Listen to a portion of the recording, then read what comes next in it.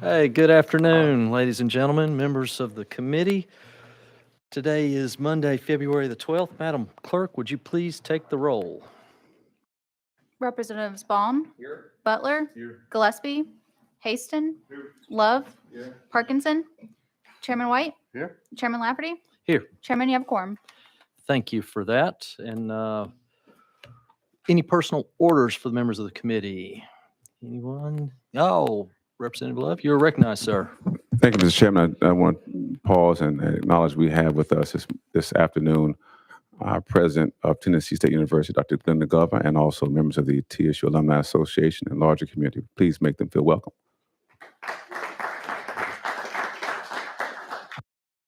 And thank you for that. Members, any other personal orders? All right, seeing none, we do have a calendar lineup here today. Item number 1 on our calendars, House Bill 2676. Do I have a motion? Motion. And we have a motion, a second. Representative Williams, it does appear that you have some amendments to this bill. Yes, sir, I do. Still haven't perfected the art of turning on the mic, Chairman. That's all right. I do have 2 timely filed amendments with the committee. However, the only one which I want to proceed with is Amendment 013595. Yes, sir. We've got that. So then we'll scrap the other one that I see here. And would you like to go ahead and give an explanation of the amendment? I can give you an explanation of the amendment, Chairman. What this portion of the amendment, which would be attached to the bill if with approval of this committee, what this would allow for is currently under statute, the Tennessee Higher Education Commission helps set a range of which institutions of higher learning can charge an increase for tuition for each institution of higher learning. That process, as the chairman and members of the committee know, the cost of delivering a degree is much different in Memphis than it is in my home district of Cookeville. And sometimes when the inflationary rate is so high and then the local community has to pay for their portion of the state employees' sales or raises, sometimes it's very difficult for them to be able to do this. What this bill would do, it allow for the tuition to be set, much like we do in my business for construction services, allows it to be set at the institution themselves. I'm happy to answer any questions the members might have. We have a motion on the amendment. We have a second. Any questions on the amendment? Seeing none, all those in favor of adding amendment 13595 indicate by saying aye. Aye. Any opposed? And the ayes have it. The amendment is on the bill. Mr. Chairman, or would you like to proceed with an explanation of the bill, please? Yes, sir. This bill is amended. House Bill 2676 would make several statutory changes as it relates to the Tennessee Higher Education Commission and our local or our institutions of higher learning across the state. Many years ago, under a different administration, I had the opportunity to carry what was called the Focus Act at the time, where we took LGI institutions out from under Tennessee Board of Regents with the idea that we could allow those institutions and consequently their businesses to be better managed at the local governing level. What this new bill, House Bill 2676, allows for different changes to how those institutions, both at UTK, TBR, and LGIs across the state, how they operate the business that is higher education in their community, while preserving at THEC those things which they do best. The changes that this bill would make is this bill capitalizes on THEC strengths while streamlining the process of higher education. One, it simplifies the institution's process for reviewing capital projects.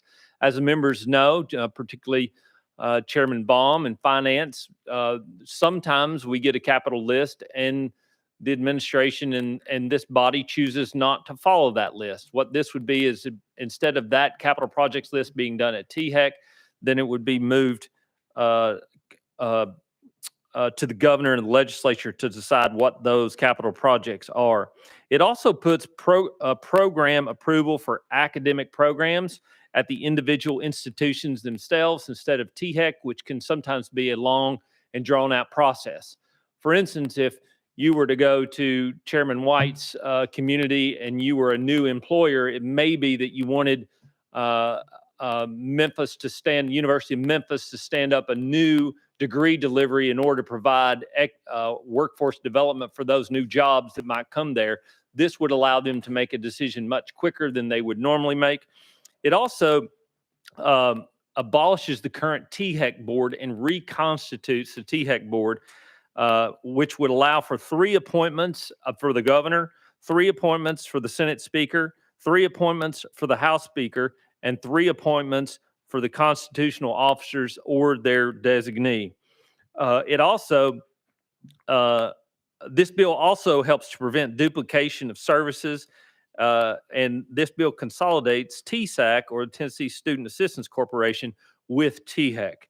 THEC will still be responsible for collecting data, which they do so well. They also help with our outcomes-based formula, which determines what institutions, based upon the metrics of their graduation rates and other retention rates, of what the Complete College Act or the outcomes-based formula determines for those communities. With that, albeit not brief description, I'm happy to answer any questions that the members might have regarding this bill as amended. Thank you for that not brief description. You did a fine job. Members, do we have any questions? Chairman Baum, you're recognized. Thank you, Chairman Lafferty. I just have 2 comments. First of all, I wanted to thank Chairman Williams for bringing this bill. It's partly the result of the investigative work his Appropriations Committee did last year, looking for ways to make government more efficient. And so I thank you for your work last year, which led to this. My second comment is, I think when we rank capital projects in F&A as provided by this bill, we just want to ensure that we have an objective way of doing that. The bill that you're proposing offers improvements to that process. We just want to make sure that those capital projects are ultimately ranked in some kind of transparent way, but objective way as well. Thank you. Thank you for those comments. Chairman White, you're recognized. Thank you, Chairman. And also, Chairman Williams, I appreciate you working through the particulars of this bill. There's so much in there I do like, especially the part about where it allows our LGIs, such as me down in Memphis, we have Blue Oval City coming, and to be able to move more quickly to the workforce demands of any particular area. So having that part in there, the academic flexibility is going to be a large asset. Thank you for that. Any other questions, members? Representative Love, you're recognized. Thank you, Mr. Chairman. There's already been a reference made to the previous way that we used to rank capital projects. I know that we've had discussions many times about the fairness of institutions being on the list and the order in which they may get the project financed. Just explain a bit more how this is going to be a little bit more fair to institutions that used to be on that list. You're recognized. Thank you, Chairman.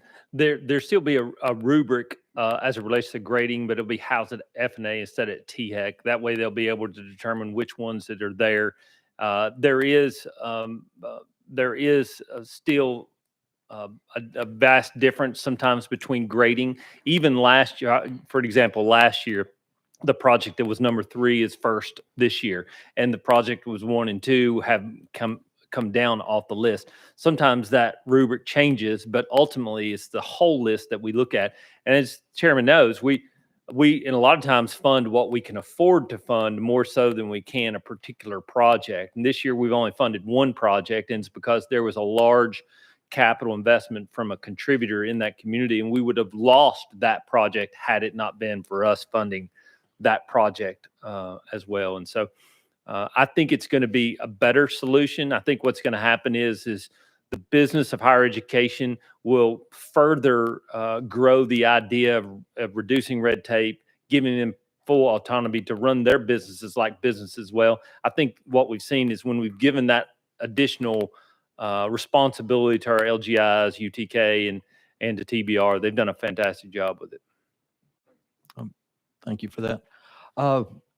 Anyone else right now? All right, I've got 1 or 2 real quick. You talked about being able to approve classes more readily. Sounds like a good idea. What about, in my time doing this, I've heard stories about programs only having a few students, or you've got schools that are in, or colleges that are in close relation to one another that have the same type programs going on. Does this bill allow for any oversight there and any ability to maybe get rid of classes that aren't meeting their capacity, I guess you could say?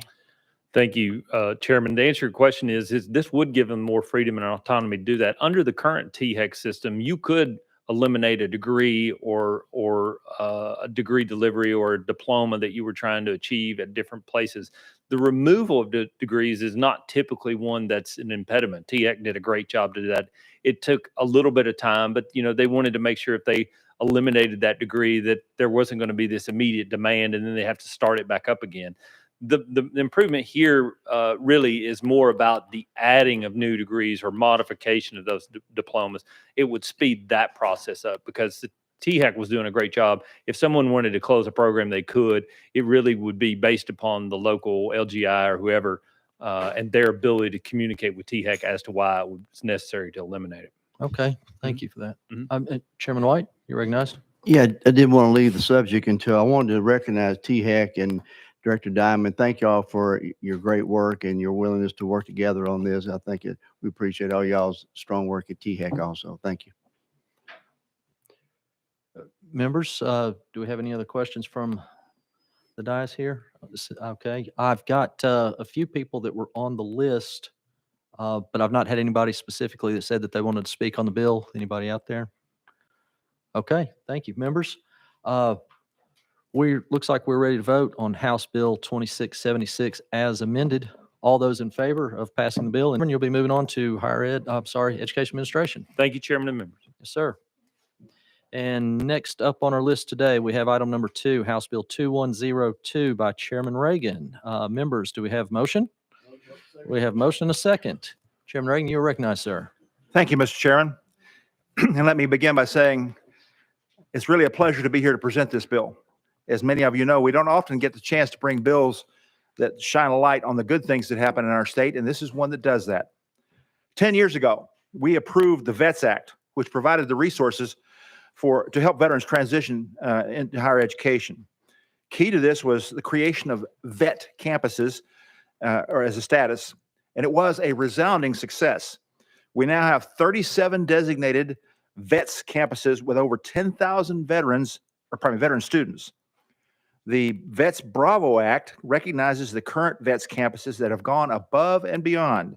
Schools that satisfy an additional list of veteran supportive programs criteria are eligible for the designation of VETS Bravo campus. The VETS Bravo campus also has increased reporting requirements for data relative to veteran students.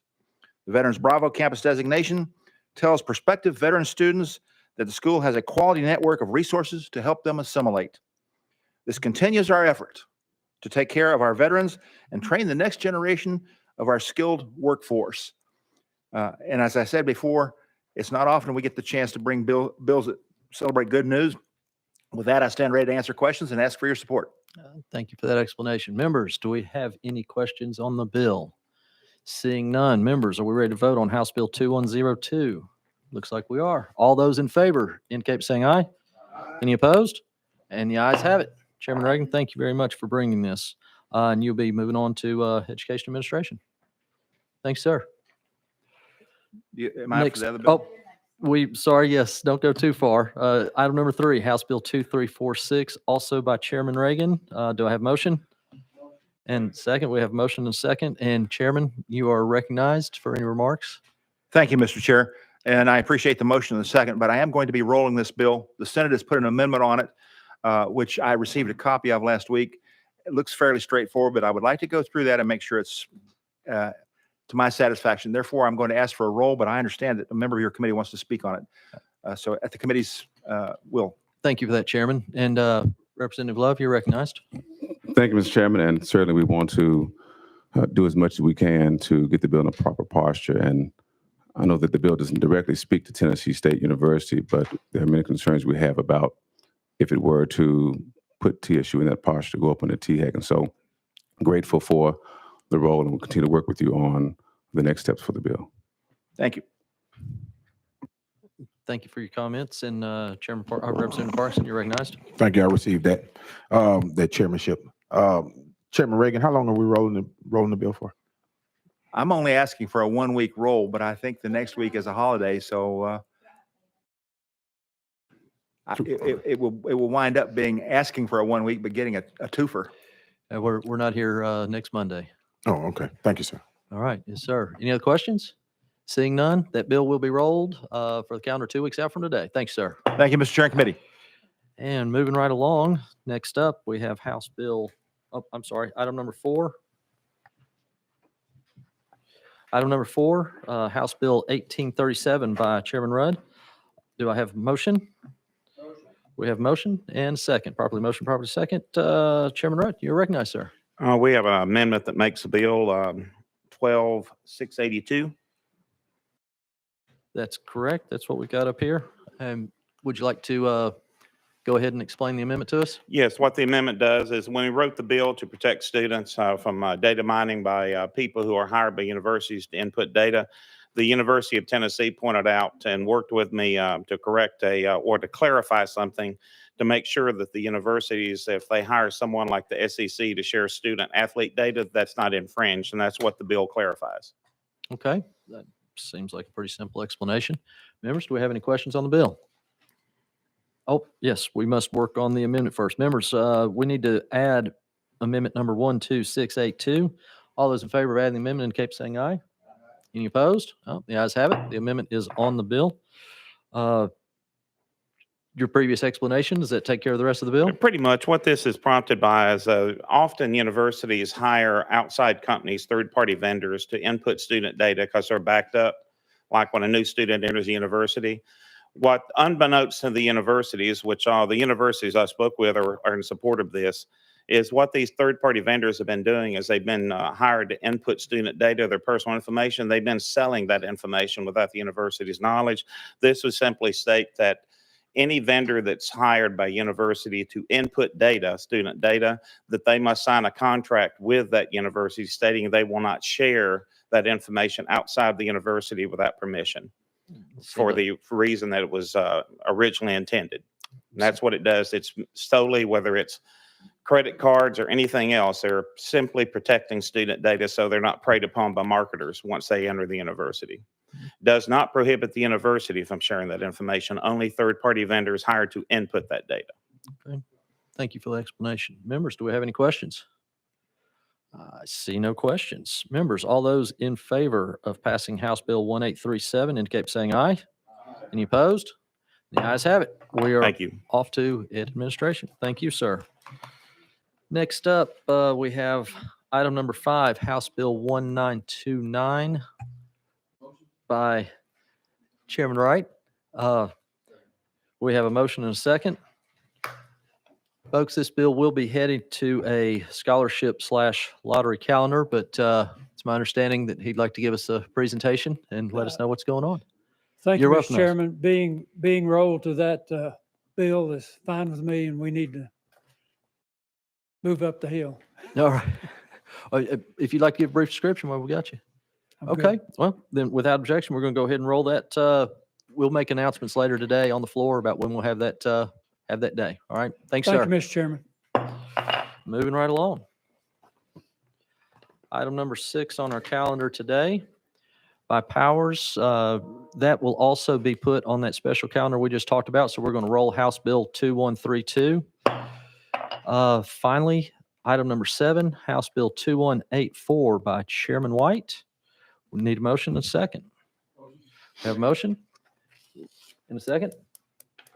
We have a motion and a second. Chairman White, you're recognized. Thank you very much, Chairman and Committee. House Bill 2184, it does touch the lottery. It's not quite the same. So I'm going to leave it at the discretion of the chair and the committee if y'all want to put this on the lottery calendar or if you want to go ahead and talk about it. Put it on the lottery?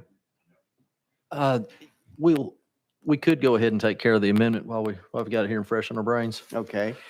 If you want to give us, Yes, sir. The which, please. excuse me, I'm sorry, I talked over you. Members and Chairman, the amendment is 13368. Thanks, sir. And I can just give you a need a motion description. and a second on the amendment. Do we have a motion on the amendment? Motion and second. You're properly recognized. Okay, this amendment does not rewrite the bill. It just adds a cap of $5 million annual to what we're trying to do with this particular bill in our Tennessee Achieves, Tennessee Promise, and working with our young people, they get the Tennessee Promise.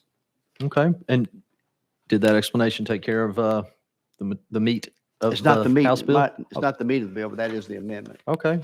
Would you like to go ahead and give a quick description since we got a few more minutes? Yeah, members, what we're doing with this particular bill, a number of years ago, the governor, we did a pilot program where our students who do the Tennessee Promise, we found out that they have issues. If we have mentoring that goes along with the Tennessee Promise, it says prior to the launch of this program, only 32% of low-income students using Tennessee Promise even returned to their sophomore year.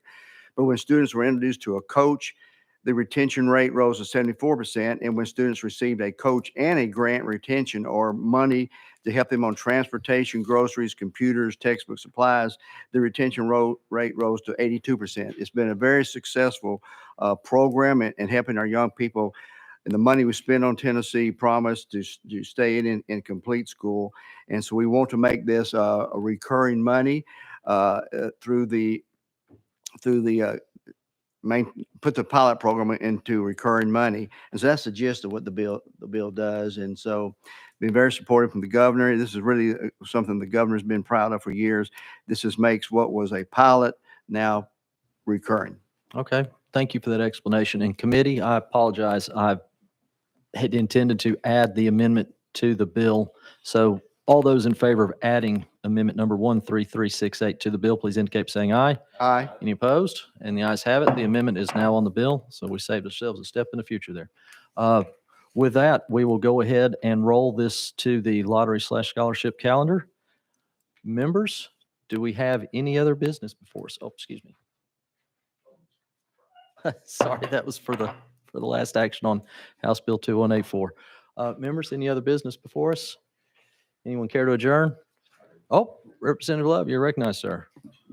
Thank you, Mr. Chairman. I know there are very interested parties who may be watching the live stream and may want to just know specifically, again, Representative Parkinson asked the question, just so they're clear about the rolling of that other bill that Chairman Reagan had, just so they understand it. That means the bill won't be heard at least for another 2 weeks, correct? That is correct. We will not be here next Monday, so it would be the Monday after that, the date of the 26th. Thank you, sir. Yes, sir. Thank you for helping clarify that. Any other business? Members, I'm going to call it. We're adjourned.